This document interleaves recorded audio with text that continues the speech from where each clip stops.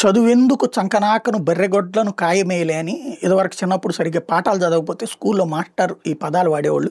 ఇంట్లో అమ్మ నాన్నలు కూడా వాడేవాళ్ళు అనమాట. ఇప్పుడు చూస్తే అట్లాగే ఉంది. చదువుకుని కూడా ఇలాగ ఎట్లా మోసపోతారన్నది.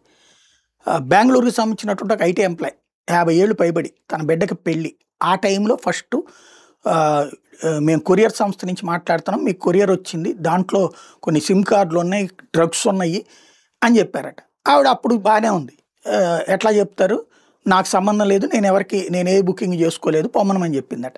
నేనైనా ఢిల్లీలో లేని, నేను ఉండేది బెంగళూరులో, పొమ్మనమని చెప్పిందట. అంతవరకు బాధ్యతగానే స్పందించి ఆ తర్వాత ఎవడో నేను సిబిఐ అధికారిని మాట్లాడుతున్నాను, నీ వ్యవహారం అంతా తెలిసిపోయింది, నువ్వు దాచలేవది, లోకల్ పోలీసులకు చెప్తే కనుక పెద్ద రచ్చ అవుతుంది, ఎవరికి చెప్పబాకు, మేము దర్యాప్తు జాగ్రత్తగా చేస్తామని చెప్పారట. నీకేం ప్రాబ్లం లేదు, దర్యాప్తు కరెక్ట్గా చేసి ఎవరిదాన్ని తెలుస్తామని చెప్పారట.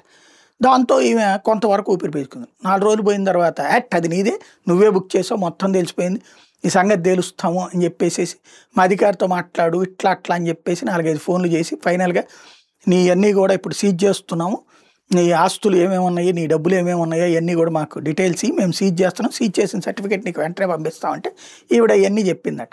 37 కోట్ల రూపాయల ప్రాపర్టీస్ డీటెయిల్స్ అవన్నీ కూడా ఏది అమౌంట్ కింద కన్వర్ట్ చేసి మరి ఆ తర్వాత వాళ్ళు క్లియరెన్స్ సర్టిఫికేట్ కూడా ఇచ్చారు. ఇదిగో ఇవన్నీ మేము స్వాధీనం చేసుకున్నాం, ఓ 4 రోజులు చెక్ చేసి ఆ తర్వాత మీ లోపం లేదు, మీ తప్పేం లేదనుకుంటే మీకు పంపిస్తాం, ఇది రిజర్వ్ బ్యాంక్కి పంపిస్తున్నాం మేము అని చెప్పారు. ఈవిడ అక్కడ ఆగిందట. తర్వాత చూస్తే ఇప్పుడు ఆ డబ్బులు వెనక్కి రాకపోయేటప్పుడు అప్పుడు పోలీసుల దగ్గరకు వచ్చి చెప్పింది. ఇప్పుడు ఎలా పట్టుకోవాలి, ఈ లోపు ఆ డబ్బులు కూడా తీసేసుకోవడం, వాడేసుకోవడం కూడా అయిపోయి ఉంటుంది. ఇవన్నీ ఎక్కడి నుంచి జరుగుతుంది, విదేశాల్లో నుంచి జరుగుతుంది, లేకపోతే కొన్ని ప్రత్యేక ప్రదేశాల నుంచి జరుగుతుంది. అది పట్టుకునే ఇప్పుడు కష్టం, ఈ లోపు డబ్బులు వెళ్ళిపోయినట్టు. భారతదేశ చరిత్రలోనే అతిపెద్దదైనటువంటి సైబర్ క్రైమ్ అవుతుంది. 37 కోట్ల రూపాయలు బెదరేసి ఫోన్లో నుంచి తీసుకున్నారంటుంది. అది కూడా చదువుకున్న వాళ్ళని మోసం చేసి తీసుకున్నారంటుంది. ఈలోపు భీమవరం దగ్గర ఒక 70 లక్షలు, ఒక ఆయన ఎడ్యుకేటెడే, ఆయన దగ్గర నిన్న తాజాగా కంప్లైంట్ చేసుకొచ్చారు, డిజిటల్ అరెస్ట్ చూపెట్టి 78 లక్షలు కొట్టేశారు. పశ్చిమ గోదావరి జిల్లా భీమవరానికి చెందినటువంటి శర్మ ప్రస్తుతం బిల్డింగ్ వాల్యూర్గా పనిచేస్తున్నారు.